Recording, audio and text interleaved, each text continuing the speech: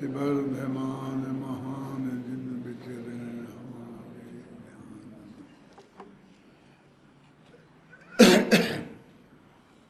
देखो, कल अपन ने इस गाथा 306 और 7 की उत्थानिका पढ़ी थी, और उत्थानिका में स्वयं उन्होंने गाथाएं प्रस्तुत की हैं और लिख दिया उक्तम च व्यवहाराचार्य सूत्रे। तो किसी किताब का नाम नहीं दिया कि गोमन सार में कहा है कि भलवल में कहा है कि इसमें कहा है, कुछ का नाम नहीं। अब व्यवहार सूत्र है बस। अब व्यवहार का निरूपण करने वाले जो सूत्र ग्रंथ हैं, सूत्र माने संक्षिप्त कथन करने वाले जो ग्रंथ हैं, उनमें ये बात कही है, सारा दिन आगम खोजो, है ना। क्योंकि उनके पास कोई ये साधन ही नहीं था ऐसा, कैसे बताते आपको। और ये गाथाएं जो बिल्कुल जो समय सार में गाथाएं हैं, उनसे एकदम उल्टी हैं। यदि समय सार जिनके हाथ में है तो देखे नीचे ही ऊपर दोनों गाथाएं हैं, है ना। ये समय सार में जो 307वीं गाथा है वो वहाँ ऊपर है ना। अपरिकमणम अपरिशरणम, है ना। अपरिहारो अधारणा चैव, है ना।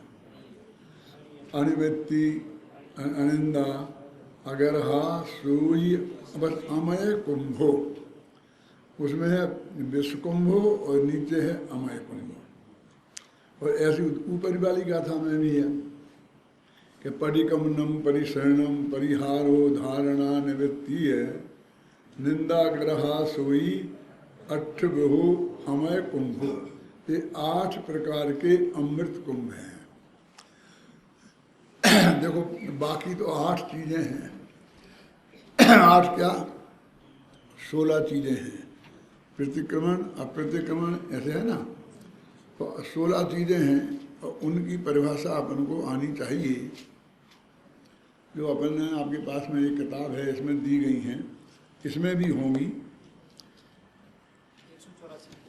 184 पेज पे है, हाँ उस पर देख लेना। अभी मूल मुद्दे की बात तो ये है कि वहाँ व्यवहार में जिसे अमृत कुंभ कह रहे हैं, निश्चय में उसे विषकुंभ कह रहे हैं। खैर ये तो चलो एक दफ़े हमको थोड़ी आदत पड़ गई है ना कि व्यवहार का निश्चय निषेध करता है, लेकिन यहाँ उल्टा भी है कि निश्चय में जिसे विषकुंभ कह रहे हैं, व्यवहार में उसे अमृत कुंभ कह रहे हैं। और जिसे निश्चय में अमृत कुंभ कह रहे हैं, उसे व्यवहार में विषकुंभ कह रहे हैं। दोनों तरफ से है। अब इस समस्या का समाधान अपने हो जाए, अपने कर लें, तो आगे का सारा प्रकरण फिर एकदम सरल और सहज है। कभी कभी तो ये लगता है कि वही बात तो हम कितनी दफ़े दोहराएंगे, मुझे प्रवचन करने में ऐसा लगता है कि आगे कलशों में भी वही और बहुत कलश लगा दिए, क्योंकि अमृतन का तो मन लग जाता है ना ऐसी जगह में। तो अमृत कुंभ और विषकुंभ की बात समझ लो बिल्कुल अपनी शुद्ध सरल हिंदी भाषा में कि माफ़ी मांगना अच्छी बात है कि बुरी बात, बस है? क्या माफ़ी मांगना अच्छी बात है कि बुरी बात? तो व्यवहार कहता है कि अच्छी बात है भैया, गलती होगी तो माफ़ी मांग लेना चाहिए, हम झगड़ा निपट जाता है। और जब कोई माफ़ी मांगता है तो भले ही वो अकड़े जिससे माफ़ी मांगी जा रही है, लेकिन सारा जगत तो ये कहता है कि वो तो सज्जन आदमी है, उसने तो माफ़ी मांग ली, कि साहब गलती थी तो मांगनी पड़ेगी ना। अरे साहब, जगत में ऐसे भी बहुत लोग हैं कि गलती पे गलती करते जाते हैं और माफ़ी नहीं मांगते हैं। अब उनकी दृष्टि से देखो ना, है ना, उनकी दृष्टि से देखो कि उसने मांग तो ली, और कई लोग तो ऐसा कहते हैं गलती थोड़ी उसने की थी, अब माफ़ी मांगने से झगड़ा निपटता है तो निपटाओ ना। मेरे जरा से इस मुद्दे पर कि मैंने गलती नहीं की है, मैं माफ़ी नहीं मांगूंगा, समाज के दो टुकड़े हो जाए, अच्छी बात थोड़ी है। उसने तो गलती नहीं किए बिना ही माफ़ी मांग ली। एक व्यवहार का बहुत बड़ा पक्ष ऐसा दुनिया में लोक में चलता है। अभी निश्चय वाले क्या कहते हैं कि माफ़ी मांगना अच्छी बात नहीं है, क्योंकि ऐसा काम करना ही क्यों कि जिससे माफ़ी मांगनी पड़े। माफ़ी मांगना इस बात का प्रतीक है कि उसने अपराध किया है। क्या इस बात का प्रतीक है उसने अपराध किया है। इसलिए भाई साहब, माफ़ी मांगना अच्छी बात नहीं है और नहीं मांगना अच्छी बात है। लेकिन ये नहीं मांगना वो पहले नहीं मांगने से अलग है, ये सब आएगी इसमें बात। वो तो इन दोनों को परस्पर विरुद्ध समझ रहा, मांगना और नहीं मांगना, मांगना और नहीं मांगना। वो कहते हैं कि ये तीसरा जो नहीं मांगना है, ये पहले दूसरे वाले मांगने और नहीं मांगने से ये तीसरा है। भले नाम उसका नहीं मांगना है, लेकिन उसका असली अर्थ तो नहीं करना है अपराध। इतनी सी बात है इसमें, पूरे प्रकरण में। जो मैं आज सोच रहा था कि शायद ये शिविर इसमें ही खत्म हो जाएगा। यद्यपि मैं जयपुर से अगली जो सर्वश्रुत ज्ञान अधिकार की भी किताबें लेके आया हूँ, क्योंकि इसमें ज़्यादा समय लगने की बात है नहीं। लेकिन वो कलश इतने मार्मिक हैं, हृदय को इतने भेदते हैं कि एक दफ़ा उन्हें पढ़ेंगे तो अपन आगे बढ़ने की इच्छा ही नहीं होती है। और इसीलिए आपको रोज ही ना पढ़वाया जा रहा है। आप कह सकते हैं कि खुद तो पढ़ते नहीं हैं। अरे भाई, हम दिन भर पढ़ते हैं, तुमको तो 5 मिनट पढ़वाते हैं। दिन भर वो विषय हमारे दिमाग में घूमता है, ख्याल में है ना। अभी आप पढ़ रहे थे ना, इत्रा अप्रतिक्रमण में विषप्रणीतम, है ना। जहाँ पर प्रतिक्रमण को ही विष कहा है, तो वहाँ अप्रतिक्रमण अमृतम कुटः स्यात्। अप्रतिक्रमण अमृत कैसे हो जाएगा? यत्र प्रतिक्रमण में विषप्रणीतम तत्र प्रतिक्रमणे अमृतम कुटः स्यात्, है ना। कल उसका हिंदी पढ़ रहे थे आप, रास्ते में आते आते मैं सुन रहा था उसका। क्या पढ़ो? जहाँ विष जहर कहा हो, अमृत कैसे कहे वहाँ अप्रतिक्रमण को। अरे प्रमादी लोग अधोगर क्यों जाते हैं, इस प्रमाद को ज्ञात ऊर्ध्व में क्यों नहीं जाते।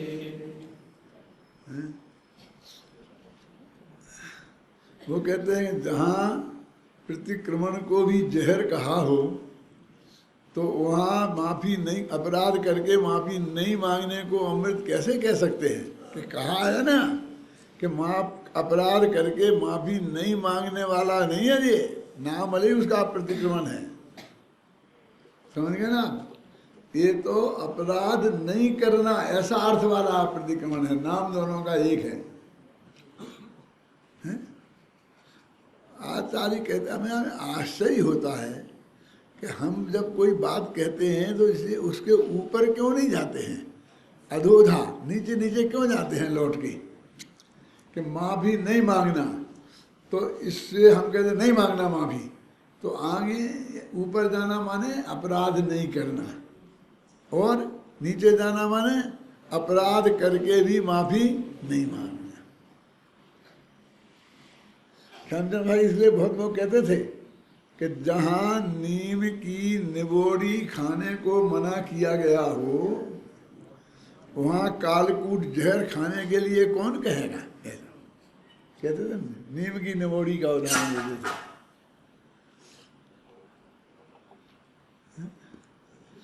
एक कम से कम 50 वर्ष पुराने प्रवचनों की बात कह रहा हूँ मैं आपके सामने।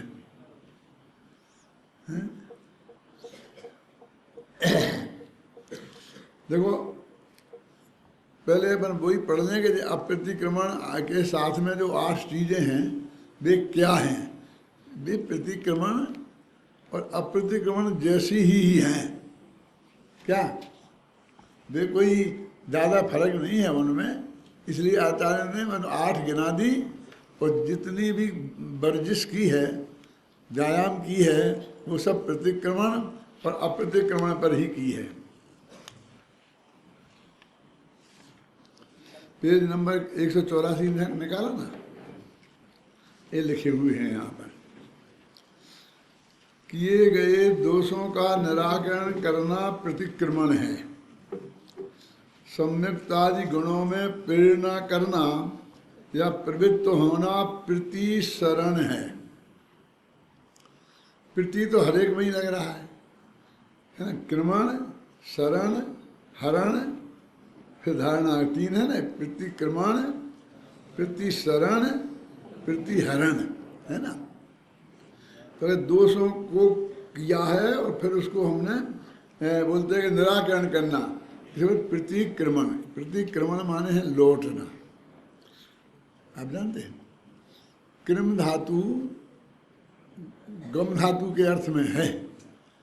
गच्छति, गम गच्छति है ना, गच्छति, ऐसे क्रमति माने जाता है। फिर अभी आप जानते हैं धातुओं के अंत में और आरंभ में प्रत्यय लगाए जाते हैं। अंत में जो लगते हैं उन्हें बोलते हैं प्रत्यय और आरंभ में जो लगते हैं उन्हें बोलते हैं उपसर्ग। शब्दों के भी उपसर्ग होते हैं क्या। जैसे देखिए अब क्रम धातु है तो क्रम धातु में आ लगाया तो अक्रम हो गया ना, अक्रम। गम गच्छ तो आ लगाया तो आगच्छति, फिर अब लगाया तो अब गच्छति, फिर प्रति और आ लगाया तो प्रत्यागच्छति, ऐसे अर्थ हो जाते हैं ना। तो ये जो शुरू में लगाए जाते हैं वे कहलाते हैं उपसर्ग और अंत में लगाए जाते हैं वो कहलाते हैं प्रत्यति, तौ, ता, अंति, है ना। भवति, भवता, भवंती, ऐसा लगते कि नहीं लगते। तो अंत में लगते, अंत में लगाने से अर्थ नहीं बदलता है। एक वचन का बहुवचन हो जाता है, द्विवचन हो जाता है, समझे ना। पुरुष बदल जाता है, उत्तम पुरुष से मध्यम पुरुष होता है, ऐसा बदलता, लेकिन अर्थ नहीं बदलता। तो उसमें नियम है उपसर्गेण धात्वर्थो नयात अन्यत बलात् अन्यत्र नीयते। उपसर्गों के माध्यम से धातु के अर्थ को बलात् माने जबरदस्ती दूसरी जगह ले जाया जाता है। क्या उपसर्गेण धात्वर्थो, सरल है ना, बलाद अन्यत्र नीयते। तो अब देखिए गम धातु में गच्छ गिदाना है, अब आ लगाया तो आना हो गया ना, एकदम पलट गया अर्थ। धातु वही की वही और अर्थ पलट गया, जाना और दूसरे का अर्थ हो गया आना। अब देखिए उसमें अब लगा दिया तो जानना अर्थ हो गया। अब गच्छति माने जानता है। अब एक नहीं दो उपसर्ग लगाओ, प्रति और आ, तो प्रत्यागच्छति, तो जाकर लौटना। आना में तो आना हो ही गया था, तो अब उसको कहेंगे एक तो जे आया और एक गया था और फिर लौटा, तो उसको बोलते प्रत्यागच्छति। ऐसे एक एक शब्द के प्रत्यय लगाने से कभी कभी सैकड़ों अर्थ, सैकड़ों शब्द बन जाते हैं। बता सकता है कोई? क्यों सोनू, है कुछ पता? नहीं, कुछ नहीं है, कोई चिंता नहीं। तो थोड़ा सतर्क करता हूँ, यहाँ वहाँ उपयोग जाता है इसलिए। ये एक धातु होती है तो उसे कितना रूप बनते हैं? एक लकार, 10 लकार, आप समझेंगे आप। फिर आत्मनेपदी, फिर परस्मैपदी, उसके 1 के 90 बन जाते हैं, फिर 180 रूप बन जाते हैं, कितना रूप, और फिर उपसर्गों से लगाओ तो आगच्छति गच्छति, कितना उपसर्ग लगाओ तो कितने, तो एक एक शब्द, मूल में एक शब्द है और रूप बनते हैं उसके 1000। अब कैसे हुए, ये तो होंगे तिगंत प्रत्यय, फिर सुगंत प्रत्यय, फिर तद्भेद, फिर कारक, फिर कितना कितना भेद हैं, फिर समस्त पद समास, तब जाके ये हजारों शब्द बनते हैं। मानो वैज्ञानिक कौन है, वैज्ञानिक माने है भाषा विज्ञान के वैज्ञानिकों ने ये खोज के निकाला है कि कालिदास इतना बड़ा कवि था तो उसे कितने शब्दों का ज्ञान था, माने उसने अपने साहित्य में कितने शब्दों को का प्रयोग किया है। तो 100 तक नहीं पहुंच पाए, 100 से कम शब्दों का ज्ञान था कालिदास को, वे 100 शब्दों में खेलते रहे। आप और हम जानते हैं क्या है, आप 10-20 शब्दों में जिंदगी निकाल देते हैं, ये प्रत्यय और उपसर्ग लगा लगा करके। क्या यानी जो शब्द आप बोल रहे हैं उसकी मूल धातु निकालें तो वो बहुत लिमिटेड होते हैं। नहीं, बड़ा पढ़ा भाषा विज्ञान के नहीं, फिर ज़्यादा ज्ञान करने की जरूरत क्या है, आपको उसमें प्रत्यय लगाना आता हो, उपसर्ग लगाना आता हो, तब उसमें तद्धित समास पद बनाना आता हो, तो आप एक शब्द के गम धातु का अर्थ जाना होता है, इतना ज्ञान हो तो आप 1000 शब्द बना सकते हैं उससे। अब इतना आना चाहिए वो शब्द कैसे बनता है। अब आपने 1000 शब्द मान लिए, भाई 1000 अलग अलग है ही नहीं। धातु क्या होती है, धातु नहीं जानते कि पीतल, लोहा, सोना, चांदी,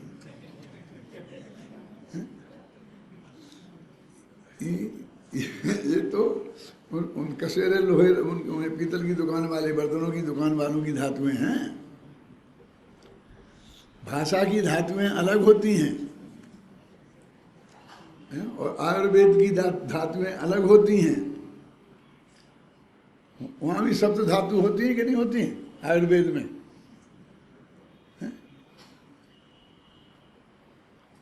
उनकी धातुएं अलग, भाषा विज्ञान वालों की धातुएं अलग, और ये जो जिनके घड़े बनते हैं इनकी धातुएं अलग। तो धातु माने क्या, वो मूल शब्द कि जिसमें हम तिगंत प्रत्यय लगाएं, सुबंत प्रत्यय लगाएं, तद्धित प्रत्यय लगाएं, और जो प्रयोग करें तो हजारों शब्द बन जाए, तो मूल शब्द को खोज के निकालना उसका नाम है धातु। कभी कभी तो ऐसा होता है कि अच्छे अच्छे माथा चक्कर खाते हैं, एक लोग पढ़ते हैं लक्ष्यदान कौमुदी, तो उसमें क्या पढ़ते हैं, देखो धातु है कम, कोई क्या धातु है, कम, और शब्द बना है अचीकमत। कितने 17-18 सूत्र लगते हैं उसमें सूत्र माने में नियम, कि जिन नियमों से हिसाब से वो बनता है, और फिर हम उसकी भाषा में बहुत सरल भाषा बना ली है सब, कम कम ककम कोह चू चकम उसमें आ का प्रत्यय लग गया, बाद में सी का लोप हो गया, फलाना का ये हो गया, ये हो गया, और इस तरह से अची के मत शब्द बनता है, बनता है ना। हम जब व्याकरण पढ़ते थे 10-11 वर्ष की उम्र में, लक्ष्यदान कौमुदी, अभी तुमको तो 16-17 वर्ष की उम्र में पढ़ना पड़ती है, हम तो 10-11-12 वर्ष की उम्र में पढ़े। तो वहाँ एक श्लोक बोला करते, हमारे गुरुजी सुना करते थे, अति कमत यो न जानाति बरवती बरबरी, अजरघा यो न जानाति तस्मयी कन्या न दीयते के 3 शब्दों का को बनाना जो नहीं जानता है ना, कौन कौन, अचीकमत, बर्बरी और अजरघा, उसको लड़की नहीं देना चाहिए, वो शादी करने के काबिल नहीं है, ऐसा लिखा है। अचीकमत यो न जानाति बर्बरी, अजरघा यो न जानाति तस्मयी कन्या न दीयते। मैंने ऐसे ऐसे प्रयोग होते हैं, मेरे कहने का मतलब। अभी आपको ज़्यादा शब्दों का ज्ञान नहीं करना है, आप 100 शब्द भी आ गए और उनका के द्वारा जो जितने शब्द बनते हैं वे शब्द बनाना आ गए हैं, ख्याल में आई ना आपकी में, तो आप कालिदास से बड़ी बड़े महाकवि बन सकते हैं, ख्याल में। हम सोचते कितने कितने शब्द आते, कुछ नहीं, अंग्रेजी में भी ऐसे है, सब में ऐसा ही है। उन शब्दों को बनाने की प्रक्रिया होती है ना, कब जैसे कहेंगे कि भाई जो लड़की चाय बनाना नहीं जानती हो, पापड़ सेंकना नहीं जानती हो, हैं, क्यों उस लड़की से शादी नहीं करना चाहिए। ऐसे भी उनमें यहाँ भी कहानी किससे चलते हैं कि नहीं चलते हैं, ये तो कॉमन चीजें हैं ना घर में, ये तो आनी चाहिए ना उसको। पहले जब जाते थे ना देखने के लिए तो उससे पापड़ सिकवाते थे।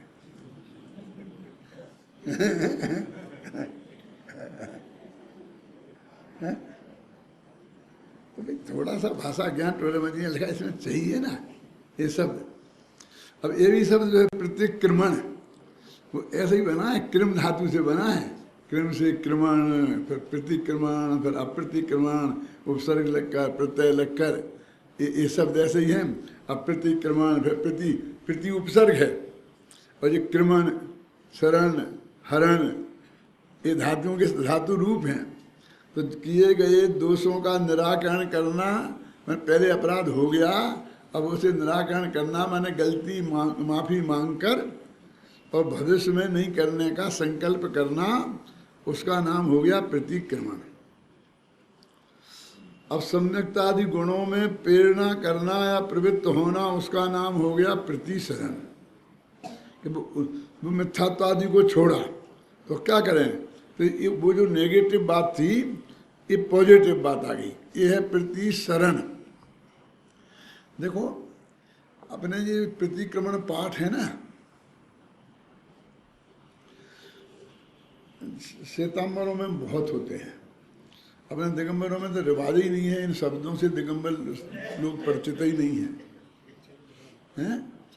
अपने यहाँ तो अकेले वो आलोचना चलती है, तो वो यदि भूजादास जी लिख के नहीं गए होते तो हम वो शब्द से भी हम परिचित नहीं होती। लेकिन जो महिमा श्वेतांबरों के यहाँ प्रतिक्रमण की है, अब उन प्रतिक्रमण पाठों में क्या है जरा मेरी समझना, कैसे बनाए जाते हैं, कैसे बनते हैं, अपन बना सकते हैं। मैं आपको विधि बताता हूँ अभी कि जितने दोष लगभग जनरल हम लोगों के जीवन में होते हैं, सुबह से शाम तक सब में मिला के, हर एक में होते हो जरूरी नहीं है। कोई गलती हमसे होती, कोई गलती तुमसे होती, कोई गलती तुमसे होती, ऐसी कॉमन हमने कुछ गलतियां छांटी और हमने वो प्रतिक्रमण पाठ में वो गलतियां लिख दी, उनके लिए हमने माफ़ी मांग ली कि भाई पानी छानेंगे, जवानी महा डाल देंगे, ये गलती ये होती है, झाड़ू लेंगे, बुहारी लगाएंगे तो ये गलती ये होती है, ऐसे समझिए ना। ऐसी सुबह से शाम तक हर धंधों में लगा करके विलास भाई उनने निकाल के और वो प्रतिक्रमण पाठ बना दिया। अब वो कॉमन प्रतिक्रमण पाठ बन गया। अब मान लो जो उसमें लिखा है, अब वो गलती हमने की ही नहीं। झाड़ू ले जाऊंगा बुहारी, हमने आज तक झाड़ू हाथ से छी ही नहीं। अब हम भी बोले जा रहे हैं झाड़ू ले जाऊंगा बुहारी, तो सत्य है कि झूठ? हमने जल छाना ही नहीं, तो जवानी जमीन बटा ली, हम तो वैसे ही गटक जाते हैं। क्यों? ये तो वास्तव में प्रतिक्रमण नहीं है, मेरी सुनना। तो वास्तविक प्रतिक्रमण क्या है कि जो हम स्वयं अपने सुबह से शाम तक जीवन में देखें और उन गलतियों के लिए शाम को हम याद करके और भविष्य में ऐसी गलती नहीं करेंगे, ये संकल्प लें। असली प्रतिक्रमण ये है। तो हर एक का अलग अलग होगा, वो व्यक्तिगत क्रिया है। ये तो ऐसे ही है कि हमको उसको होश ही नहीं है। हिंसा पुण्य झूठ जो चोरी, पर बनिता सुदृग जोरी। क्यों? अब हम बोले जा रहे हैं, कुछ समझ में नहीं आता क्या है। अब कुछ महिलाएं पढ़ी लिखी हो गई, उन्हें बहुत अकल आ गई ना, लेकिन कैसे? पर बनता सो दृग जोरी, तो दूसरे की औरत से आंख लड़ाना है। हमने कहा दूसरे की औरत से आंख लड़ाई, हम तो दूसरों के पुरुषों से लड़ाते हैं। क्यों? तो हमने कहा बदल दो, पर बनता की जगह पर भरता कर दो। पर भरता सो दृग। अरे ये तो कॉमन बातें हैं भाई साहब, समझिए ना, कुछ मतलब नहीं। वो पुरुष की प्रधानता से लिखा गया, इसलिए भरता बनता लिख दिया। उसका तो मतलब विपरीत सेक्स वाले के प्रति हम आकर्षित हुए, तो इतनी सी बात है। अकेले आंखें जोड़ने से मतलब नहीं है कुछ। अब मेरा मतलब समझे कि नहीं समझे? लेकिन हम बस ऐसे सुधार करते हैं, असली सुधार तो करते नहीं हैं। यदि असली प्रतिक्रमण एक दिन भी हो जाए, 10 दिन भी हो जाए, तो हमारा जीवन इतना परम पवित्र हो जाएगा कि फिर दोबारा हमें प्रतिक्रमण करने की जरूरत ही नहीं पड़ेगी। अभी इसमें तो बताएंगे कि काहे को इतनी लंबी लंबी बातें करते हो, 6-6 पेज के प्रतिक्रमण की क्या जरूरत है? तो एक ही तो गलती की, राम जी भाई के शब्दों में। कौन सी गलती? क्या अपने को नहीं जाना, ये गलती की, बस अपने को जान लो, सारा प्रतिक्रमण हो गया। है? क्या माना? हर जगह ऐसी परंपरा चल गई। श्रीमद बहुत आध्यात्मिक पुरुष थे। पहले वो वैष्णव थे, फिर गुजरात में थे और वहाँ श्वेतांबर लोग ज़्यादा थे, तो जैनियों में श्वेतांबरों के संपर्क में आए। और बाद में उन्हें कुंद कुंद के समयसार वगैरह हाथ लगी, तो फिर श्वेतांबर बन गए, फिर वे दिगंबर बन गए और 30-32 वर्ष की उम्र में चल दिए। अब उनकी बहुत सी बातें हैं, वैष्णव धर्म की भी हैं, उनके प्रारंभिक समय की। हम तो किसी भी महापुरुष को मानते तो जन्म से ही महापुरुष मान लेते हैं ना। कहानी ऐसा हुआ था, जब पैदा हुए थे तो गाँव में कुत्ते भौंकने लगे थे। क्या अब क्या क्या जोड़ देते हैं अपन उनकी साथ में, ऐसी घटनाएं कोई लेना देना नहीं है जिनसे। अब वे पहले वैष्णव थे, अब वे भी हमने जोड़ दी। फिर जो श्वेतांबर थे तब वे भी जोड़ दी, अब दिगंबर बने वे भी जोड़ दी, और सब कुछ मिलाकर श्रीमद हो गए। उन्होंने 2 प्रतिक्रमण बनाए, एक छोटा प्रतिक्रमण, एक बड़ा प्रतिक्रमण। वो बोलते हैं ना, तो उन्होंने शुद्ध गुजराती में लिख दिए। यहाँ बहुत ऐसे लोग बैठे होंगे कि जिन्हें भी दोनों ही प्रतिक्रमण याद होंगे, और वो श्रीमद वाले सब कराते हैं। तो हम अध्यात्म स्टडी सर्कल में जाते हैं, बम्बई जाते हैं ना, हर साल 30 साल से श्वेतांबर पर्यूषण में प्रवचन करने। तो उसके बाद में वो दिनेश भाई जो उसके हैं चेयरमैन, वे प्रतिक्रमण बोलते हैं वो श्रीमद का। तो उसमें आता हूँ पापी छूँ, हूँ दुष्ट छूँ, मैंने ऐसा किया, मैंने ये पाप किया, मैंने ऐसा गद्य में है, वो पद्य में नहीं है, तो वो बोलते हैं। तो इस करीब 15-20 वर्ष से भी ज़्यादा पुरानी घटना होगी कि मेरा पोता था, वो 5-6 वर्ष का था, और एकांत था ना वहाँ पर, तो शास्त्री हो गया है ना। तो वो हमारे साथ वहाँ गया, तो अपने पापा के साथ नीचे बैठा था, प्रवचन सुन रहा था। तो अंत में सुना, तो उसने 2-3 दिन लगातार सुना। तो वो बोलता है कि पापा एक प्रश्न है मेरा, कि क्या, कि दिनेश भाई पापी है? कि क्यों, क्या बात करता है, चुप रहे। नहीं, वो बोलता है रोजीना कि मैं पापी। देखो, हम उस बच्चे को मूर्ख समझते हैं और अपने को बुद्धिमान। हम बोलते हैं कि मैं पापी हूँ और अपने को पापी नहीं समझते हैं, ना कोई दूसरा समझता हमें। यानी बिल्कुल बिल्कुल औपचारिकता हो गई ना। यदि मैं पापी हूं ये बोल रहे हैं तो वो उसका अर्थ यही है कि मैं पापी हूं। क्यों बोलो विलास भाई? तो जैसे हमारे आचार्यों ने हमारी स्तुतियां विनतियां बना दी हैं, और वैसे ही चलती रहती है गाड़ी हैं? मैंने देवसा गुरु की जयमाला में लिखा कि राग धर्म है, धर्म राग में, अब तक ऐसा जाना था, सुख कर्म कमाते सुख होगा, बस अब तक ऐसा माना था, पर आज समझ में आया है कि बीत राग था धर्म हाँ, और राग भाव में धर्म मानना। तो रोज यहाँ लोग बोलते रहते, आज तो तेरी समझ में आ गया ना।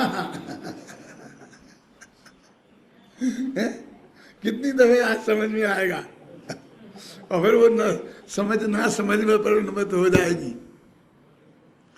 ये तो एक प्रतीक है, उस चीज को हमें समझना चाहिए क्या उसका भाव ये है। तो ऐसे इन सब चीजों में हमें समझना चाहिए। तो 8 चीजें अपन समझ लें, वे प्रतिक्रमण पे घटा देंगे आचार्य देव। तो जी ना इतना समय, अभी आप कहोगे एक दिन प्रतिक्रमण नहीं किया आपने, 1 घंटा खराब नहीं किया उसमें, तो सब एकदम आप भ्रष्ट हो गए, खत्म होनी चाहिए। अब सुबह से शाम तक इतनी कठोर दिनचर्या बना देते हैं साधकों की, साधक माने साधु संत जिन्हें अपन कहते हैं, 1 मिनट की फुर्सत नहीं मिलती है। वे आत्मा में जाए कब? उन्हें गर्दन तो उठाने दो। 6 घड़ी सुबह, 6 घड़ी दोपहर में, 6 घड़ी शाम को सामायिक, तो ये तो बहुत बढ़िया बात है। अरे सामायिक माने भगवान आत्मा का अनुभव था, शुद्धोपयोग था। अब उन्होंने सामायिक में लगा दिया, सामायिक पाठ ये बोलना, फिर ये बोलना, फिर भक्तांबर का पाठ बोल लेना, फिर फलानी स्तुति बोल लेना, पूरा कोर्स है संस्कृत प्राकृत भाषा में। अब बोले जाओ बोले जाओ बोले जाओ बोले जाओ, सांस लेने को फुर्सत नहीं। वो शुद्धोपयोग में कब जाएंगे? तो वो शुद्धोपयोग के साधक हैं कि बाधक हैं वो क्रियाएं? फिर किसी समाज में कही जा सकती हैं? ये तो गुरुदेव ने ये सभा जोड़ी है, इसलिए अपन इतना ऐसा कह रहे हैं। यदि किसी दूसरी सभा में जाके कह दें तो लेने के देने पड़ जाए।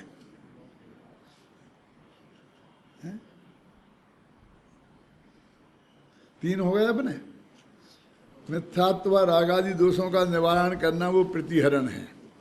अब पंच नमस्कार आदि मंत्रों और प्रतिमा माने जिनबिंब आदि बाह्य द्रव्यों के आलंबन से चित्त को स्थिर करना, इसका नाम धारणा है।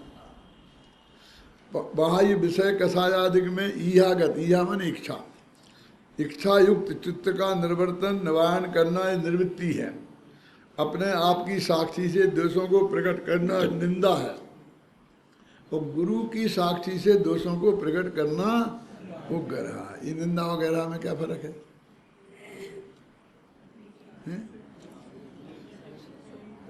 आप मन में सोचें, अपने आप में कहते ना, वो है निंदा, और फिर मुंह से बोलें वो है गरहा। एक ही क्वालिटी की है दोनों। अब हम तो निंदा करने को बोलते हैं, ये निंदा में तो कुछ किया ही नहीं जाता, सोचा जाता है। देखा ना, अपने आप में अंदर में, निंदा में नहीं है, ये है ही नहीं। ऐसा उसमें भी है, तत्वासु भी आते हैं ना, 5 अत्याचार और 5 भावनाएं। बोलो कहाँ है? मिथ्या दृष्टि, जीव की स्तुति करना, प्रशंसा करना, संस्तवा आता ना। हाँ बोलो परात्म क्या नाम, गोत्र कर्म, ऊंच गोत्र और नीच गोत्र के बंध के कारणों में परात्म निंदा आत्मा में ये नहीं कह रहा हूँ मैं जो सम्यक दर्शन के 5 अत्याचार हैं उनकी बात कर रहा हूँ। तो उसमें आता है संस्तवा और प्रशंसा, 2 शब्द आते हैं। अन्य दृष्टि संस्तवा, हाँ, अन्य दृष्टि संस्तवा और प्रशंसा, ये शब्द आते हैं ना। अन्य दृष्टि माने मिथ्या दृष्टि। तो संस्था और प्रशंसा माने क्या?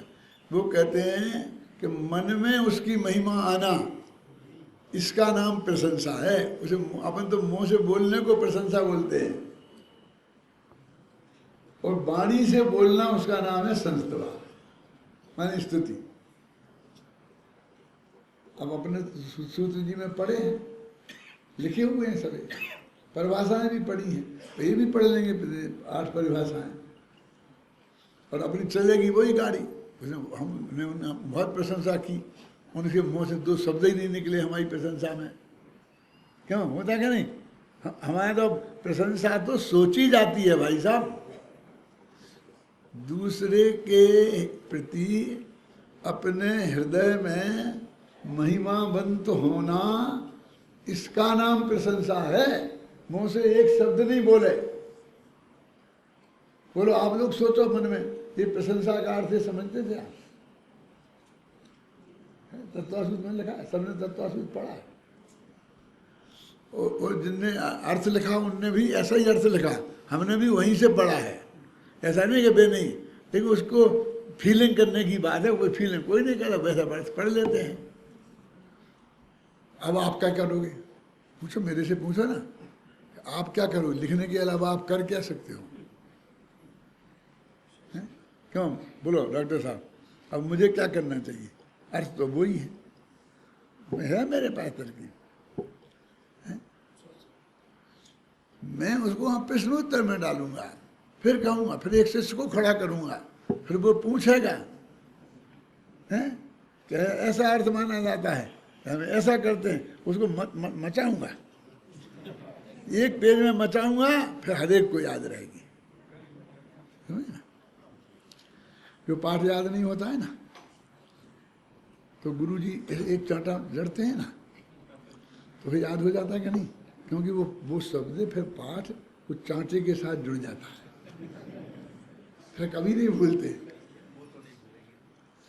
और कमल जी चांटा कहाँ मारा जाता है? कहाँ मारा जाता मालूम?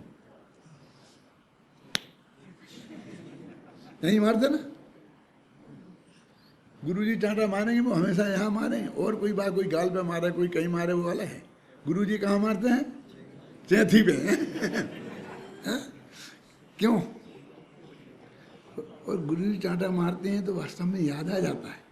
अपन सोचते रहते हैं और याद नहीं आता है जवाब देने में, तो एक लगे तो एकदम याद आ जाता है। क्यों?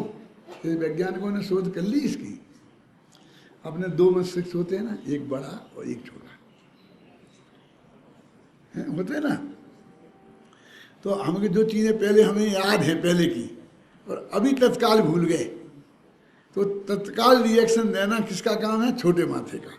वो सोच समझ के जवाब देना बड़े माथे का। अब हम जो सामने वाले से पूछते हैं तो वो बड़ा माथा मारता है,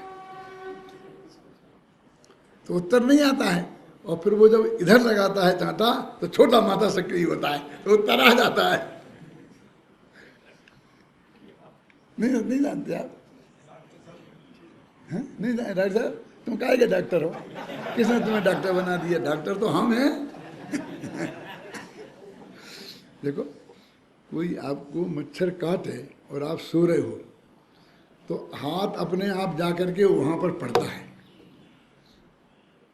वो किसका काम है? अब समझ में आ गया कि नहीं आ गया?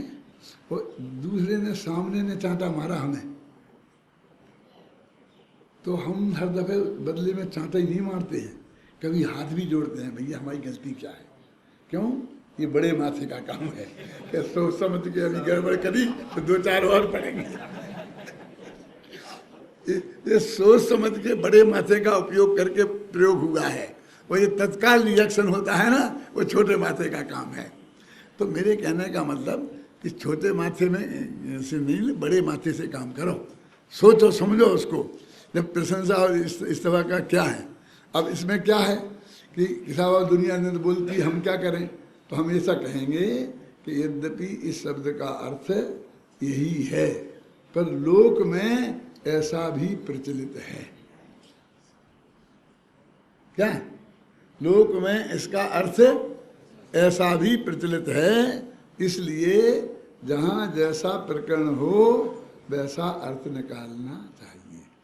अब देखो, ये 8 जो परिभाषाएं हैं तुम्हें याद करने पड़ेंगी बेटा। हम लोग ज़्यादा समझाने का इनमें नहीं है, ये याद करेंगे तो सब चीज़ें घटित होंगी। अब हम बार बार इनको नहीं करेंगे, अब हम तुमको सिर्फ प्रतिक्रमण और अप्रतिक्रमण शब्दों के माध्यम से ये सारा प्रकरण आगे चलाएंगे। जो इन 8 को याद कर लेगा उसकी बहुत अच्छी तरह से बात समझ में आएगी, और जो हम प्रतिक्रमण अप्रतिक्रमण पे घटाएंगे वो इन 8 पे ही घटा के देख सकता है। समझ में आई ना? समय सार में कई जगह आता है ना, ऐसी कहकर फिर तुम 16 गाथाएं बना लेना। आता कि नहीं आता है? कई जगह आता है। 16 सूत्र बना लेना, वो सूत्र माने गाथा। अब ये आप इतने सब बड़े विद्वान भी बैठे, प्रवचनकार और ये सब बैठे, तो किन्होंने एकाध सूत्र किसी ने कभी बनाया है? मतलब आचार्य देव की आज्ञा का पालन आपने नहीं किया। आचार्य देव भी सोचते होंगे बिना मरे स्वर्ग नहीं होता है, मुझको ही बना के देना पड़ेगा। है कोई ऐसा आदमी आपको दिखता है कि जिसने ये सूत्र बनाए हों? नहीं दिखता, वो आदमी भी नहीं दिखता। डबल चश्मा लगाओ। अरे पूज्य गुरुदेव श्री को आप पढ़ो बारीकी से तो वे घटित कर करके बताते हैं, और गुरुदेव श्री को नहीं पढ़ सकते हैं तो अपना समय सार अनुशीलन पढ़ लो, उसमें मैंने घटा के बताया है। वो है मेरा कुछ नहीं है, एक में उपयोग में, है ना? और फिर राग मेरा कुछ नहीं है, एक में उपयोग में, द्वेष मेरा कुछ नहीं है, एक में उपयोग में। मैंने बताई है ना, गाथाएं बना के बताई हैं। फिर आप पे भी छोड़ दिए हैं कि अब कुछ तुम बना लेना है? 10-5 बना के बताई हैं, अब बस एक शब्द पलटना है आपको, बस खत्म है। तो मेरे कहने का अर्थ ये है कि हम उस वक्त इतना थोड़ा माथा मारते तो वो चीज़ हमारे लिए हमेशा याद रह जाती है। अब लौट के अपन पीछे ही चलो।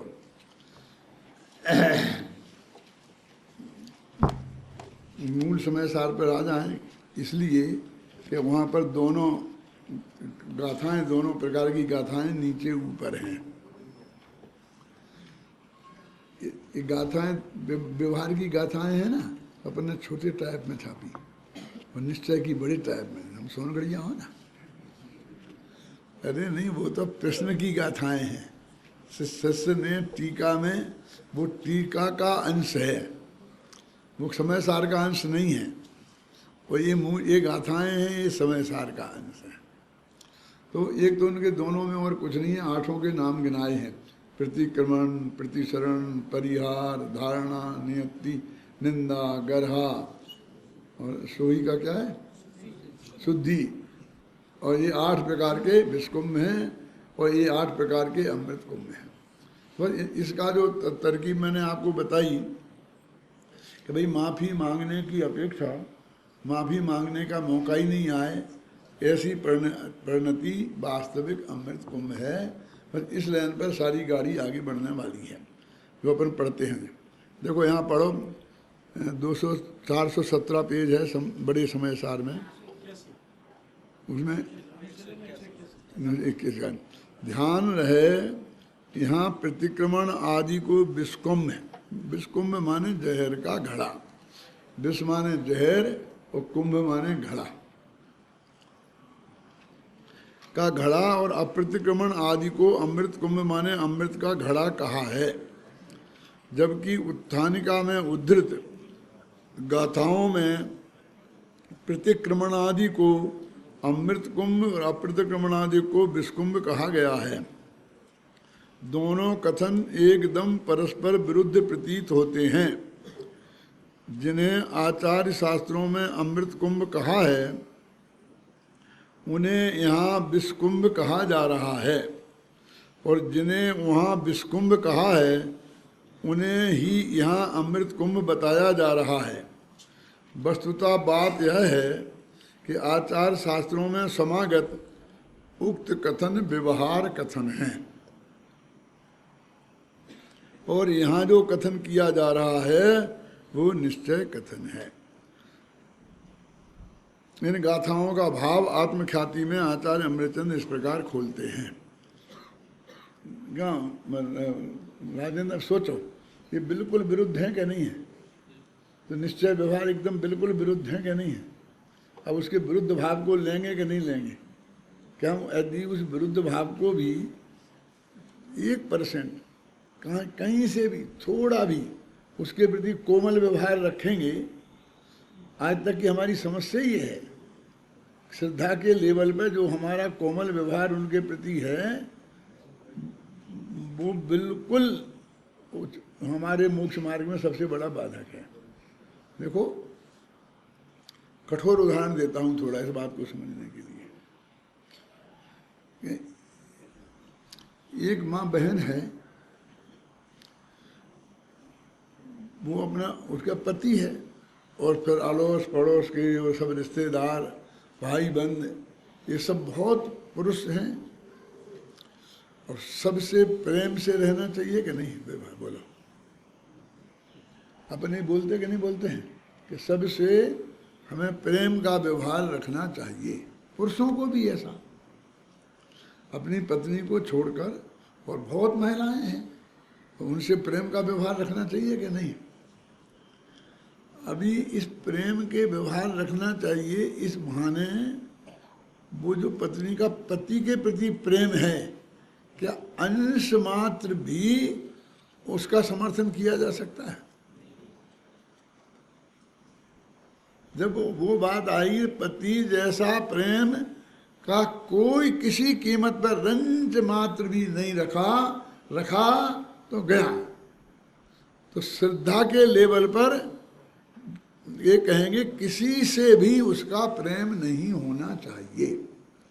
और फिर वो चारित्र के लेवल पर, चारित्र माने जब व्यवहार के लेवल पर, कि जब तक गृहस्थ में है तो सभी पड़ोसियों से भी अच्छा व्यवहार रखना ही पड़ेगा ना।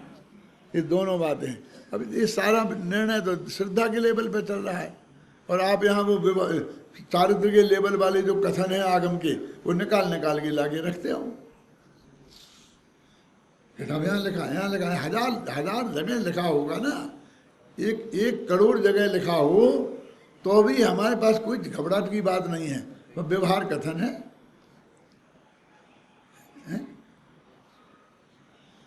देवर से, जेठ से, घर में वाले और सबसे एकदम बढ़िया से व्यवहार रखना चाहिए ना। लेकिन उसमें रंज मात्र भी पति संबंधी व्यवहार का समर्थन किसी भी कीमत पर नहीं स्वीकार किया जा सकता है। ऐसी बात है कि श्रद्धा के लेवल की बात चल रही है। वो तो कह रहे हैं कि ये जो जितना प्रतिक्रमण तुम कर रहे हो सब, अब समझ लो कितना खतरनाक बात है। ये एक विष का कुंभ है, माने तुम जहर पी रहे हो। यदि इसको शास्त्रीय भाषा में कहें तो सब सुन लेते हैं, और जब हम बिल्कुल शुद्ध हिंदी में बोलें तो लेने के देने पड़ जाते हैं। ये हमारे काम का सब जहर पीना कह रहे हैं।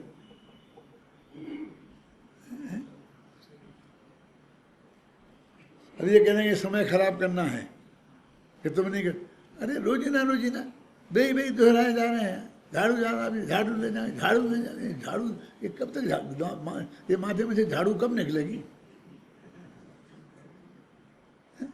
मतलब सोचना समझने का कोई काम ही नहीं है। देखो, थोड़ी कठोर बात कहता हूं, अपने लिए उपयोग करना है, उसको कहीं तुम प्रवचन में मत कहना कि तुम भी सुख कहने लगोगे तो फिर मुझे कौन बुलाएगा। बात ये नहीं है, बात ये है कि तुम्हारे पास उतना पल्ले में पुण्य चाहिए, उसका अनुकूल वातावरण चाहिए, उसके पीछे उतना आगम के प्रमाण चाहिए, और समझे ना, और पिटने की पूरी तैयारी चाहिए, फिर कह सकते हो। फिर कह सकते हो, और समझना हो तो मैं अभी आपको बोल रहा हूं। हम क्या करते हैं और क्या करना चाहिए। देखो, बोलिए कि हम रोजाना मंदिर में 1 घंटा देते हैं, अब हमको बोलेगा "ये बहुत मनुष्य होम निकल गया, मुफ्त में ही निकल गया, अब आज से तो हम 2 घंटा दिया करेंगे"। तो हमें तो अपने जो वैराग्य भाव अंदर से आया, उसका हमने क्या किया कि मंदिर का समय डबल बढ़ा दिया बिल्कुल। और दुकान में से घटेगा वो, तो दुकान में 1 घंटा कम हो गया, ठीक है। अब क्या करेंगे, तो 1 पूजन की 3 पूजने शुरू हो गई हैं। भक्तामर का पाठ करते थे, साथ में महावीर अष्टक भी जुड़ गया। यानी वो जो हम करते थे 1 घंटे में, उसी टाइप की और चीजें वे बढ़ गई। अब हम 3 घंटा करेंगे तो क्या हो जाएगा, तो 1 माला फेरते थे, 2 फेरन लगेंगे, फिर 3 फेरन लगेंगे, वही नमोकार मंत्र का रिपीटिशन, नमोकार मंत्र का रिपीटिशन है। क्यों, तो तुम तो 24 ही घंटा करोगे धर्म, तो भी तुम्हें रंजमाद धर्म होने वाला नहीं, क्योंकि जो तुम अभी तक कर रहे थे वही तो कर रहे हैं ना। तो उसमें धर्म हो रहा होता तो अब बाकी के में होएगा। अब सामायिक काय का नाम है, मेरे हिसाब से क्या करना चाहिए, समझना। शुरू में जो अपनी विधि बताई है सामायिक की शास्त्र में, कि वो 4 दिशाओं में 3-3 आवर्त लेना, ये करना, वो सारी क्रिया अभी मैं खड़े होकर बता नहीं सकता आपको, लेकिन आप समझ लेना, वो अवश्य करना,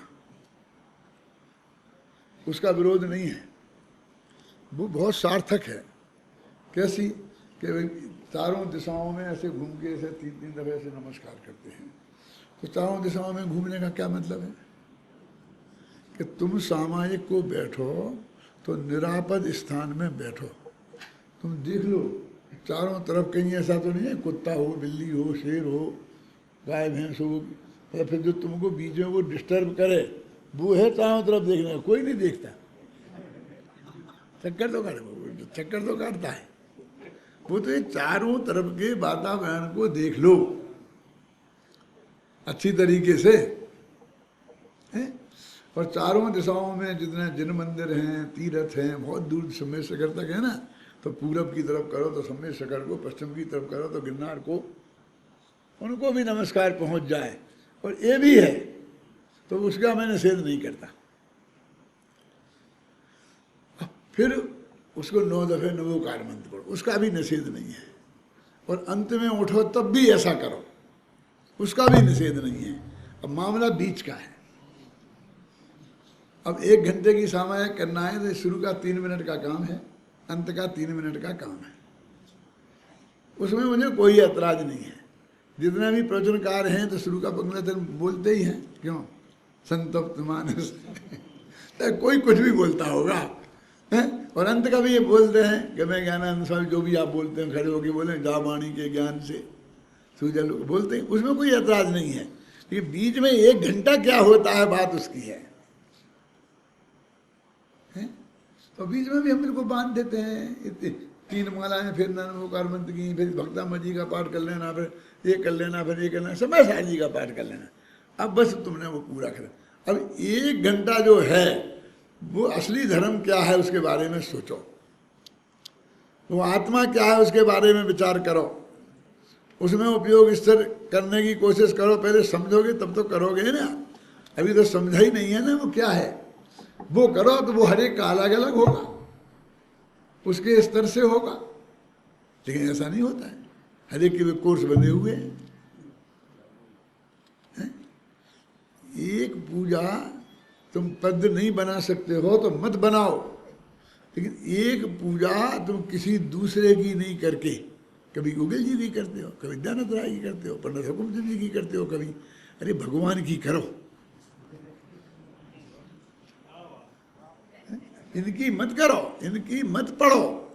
और तुम उसको सीधा अपने मुंह से ही बोलो, और जो बोलना हो वो लिखते जाओ, फिर पढ़ना उसे, तब मालूम पड़ेगी तुम्हारी पूजा काय की होती है। बच्चे की तबीयत ठीक हो जाए, ये हो जाए, वो हो जाए, परीक्षा में पास हो जाए, ऐसी बातें लिखोगे।